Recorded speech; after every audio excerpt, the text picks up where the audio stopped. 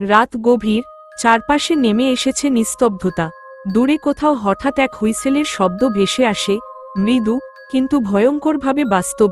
কেউ বলে এটা সেই ট্রেনের ডাক যে শত বছর আগে দুর্ঘটনায় হারিয়ে গিয়েছিল। আবার কেউ বলে এটি আত্মাদের যাত্রা, যেখানে জীবিতদের প্রবেশ নিষেধ। তবু কৌতূহল আর ভয়কে সঙ্গে নিয়ে আমি পা বাড়িয়েছিলাম সেই পুরনো রেললাইনের দিকে, যেখানে সময় থেমে গেছে আর কুয়াশার ভেতর ঘুমিয়ে আছে এক অজানা রহস্য। আজ তোমরা শুনবে আমার নিজের চোখে দেখা সেই ভুতুড়ে ট্রেনের কাহিনী, যাত্রা যেখান থেকে কেউ আর ফিরে আসে না। আমি সবসময় ভূত ট্রেনের গল্পে মুগ্ধ হয়েছি, সেই রহস্যময় লোকোমোটিভ যা সাইরেন বাজিয়ে রাতের অন্ধকারে অদৃশ্য হয়ে যায়। ছোটবেলায় শুনেছিলাম পূর্বাঞ্চলের এক পুরনো রেলপথে এক শতাব্দী আগে ভয়াবহ দুর্ঘটনা ঘটেছিল। সেদিনের পর থেকে কেউ আর সেই পথে চলাচল করে না। তবু মাঝে মাঝে গভীর রাতে দূর থেকে কেউ কেউ শুনতে পায় ট্রেনের হুইসেলের মৃদু শব্দ, যেন অতীত থেকে কোনো আহ্বান ভেসে আসে। একদিন সিদ্ধান্ত নিলাম আমি নিজেই খুঁজে বের করব সেই ভুতুড়ে ট্রেন এর রহস্য। আমি একজন ইউটিউব কন্টেন্ট ক্রিয়েটর, আর আমার চ্যানেলের নাম রাতের গল্প। দর্শকেরা সবসময় ভয়ঙ্কর ও বাস্তব ঘটনার মতো গল্প চায়, তাই এবার ঠিক করলাম সত্যিই যদি এমন কোনো ট্রেন থাকে তাহলে আমি নিজেই তাতে চড়ব, ক্যামেরায় সব ধারণ করব। রওনা দিলাম এক ছোট্ট শহরে, নাম শীতলপুর জংশন। এখানে থেকেই নাকি সেই পুরনো রেললাইনটি বের হয়েছে, যেটি বহু বছর ধরে বন্ধ। দিনের বেলা জায়গাটা নিরীহ মনে হলেও সূর্য ডোবার পরেই যেন অদ্ভুত নীরবতা নেমে আসে। পুরনো স্টেশনের প্ল্যাটফর্মে একমাত্র বসে থাকা বৃদ্ধ চাওয়ালা আমাকে দেখে বলল, আপনি কি ওই লাইনটার দিকে যাচ্ছেন বাবু? আমি হেসে বললাম, হ্যাঁ, একটু ভিডিও করব, শুনেছি এখানে একটা ভূত ট্রেন আসে। বৃদ্ধের চোখে আতঙ্ক ফুটে উঠল। সে ধীরে ধীরে বলল, যেদিন ওই ট্রেনটা যায় সেদিন ভোর পর্যন্ত কুয়াশা ছাড়ে না, আর যারা দেখতে যায় তারা ফেরে না। তার কথায় হালকা শিহরণ বয়ে গেল শরীরে।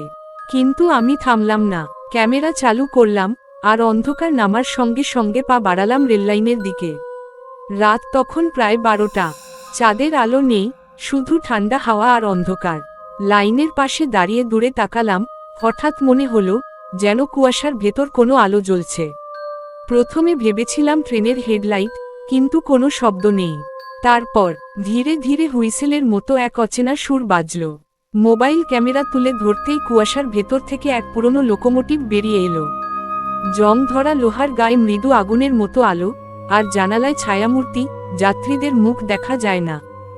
দরজা খুলে গেল নিজের থেকেই। ভয় আর কৌতূহলের মাঝামাঝি কোথাও দাঁড়িয়ে আমি ভিতরে পা রাখলাম। ভিতরে ঢুকেই এক ধরনের শীতল বাতাস আমাকে ঘিরে ধরল। কামরার ভেতর পুরনো কাঠের আসন, দেয়ালে ফাটা বিজ্ঞাপন, কিন্তু কোনো যাত্রী কথা বলছে না। তাদের মুখ ফ্যাকাশে, চোখ ফাঁকা, যেন তারা শ্বাস নিচ্ছে না। আমি ধীরে ধীরে ক্যামেরা ঘোরাতে ঘোরাতে বললাম, বন্ধুরা, তোমরা যা দেখছো এটা আসল না স্বপ্ন আমি জানি না। তখনই আমার পাশে বসা এক নারী হঠাৎ মুখ ঘুরিয়ে বলল, টিকিট কেটেছেন? তার কণ্ঠে বরফ শীতলতা। আমি উত্তর দিতে পারলাম না। সে ধীরে ধীরে হাসল, ঠোঁটের কোণে রক্তের দাগ।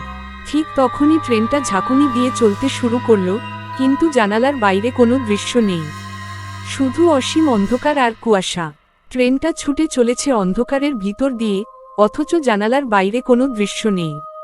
না কোনো গাছ, না ঘরবাড়ি, শুধু কুয়াশার সমুদ্র। আমি জানালায় তাকিয়ে দেখলাম আলোচক্রের মতো কিছু একটা ছায়া ঘুরছে বাইরে। একসময় হঠাৎ ঘোষণার মতো এক শব্দ ভেসে এল, পরবর্তী স্টেশন নির্বাণপুর।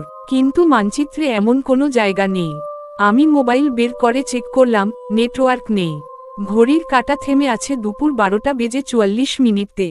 ট্রেনটা থামল এক ফাঁকা প্ল্যাটফর্মে। দরজা খুলে গেল আবারও নিজের থেকেই। কিছু যাত্রী নেমে গেল, তাদের মুখে কোনো অনুভূতি নেই। তারা যেন অদৃশ্য হয়ে গেল কুয়াশার মধ্যে। আমি নামব কি না ভাবছি, ঠিক তখনই একজন বৃদ্ধ কণ্ঠে বলল, নামবেন না, ওরা ফেরে না। চমকে ফিরে দেখি একজন বয়স্ক লোক আমার সামনে বসে আছে। ধূসর কোট, মাথায় পুরনো টুপি। সে মৃদু হেসে বলল, আমি একসময় এই ট্রেনের গার্ড ছিলাম।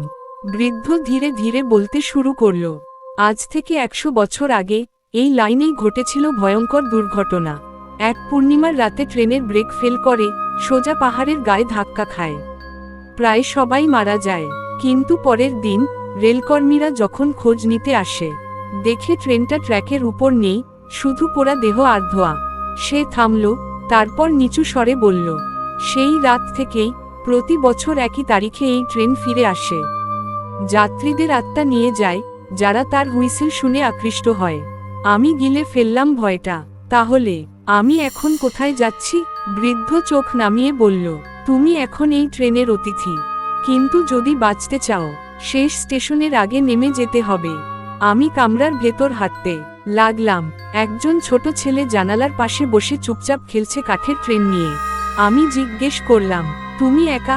ছেলেটি তাকিয়ে হাসল, আমার বাবা মা ওই কামরায় আছে। সে যে কামরার দিকে ইশারা করল, ওটা অন্ধকারে ডুবে। আমি আলো ফেলে দেখলাম ভিতরে কেউ নেই।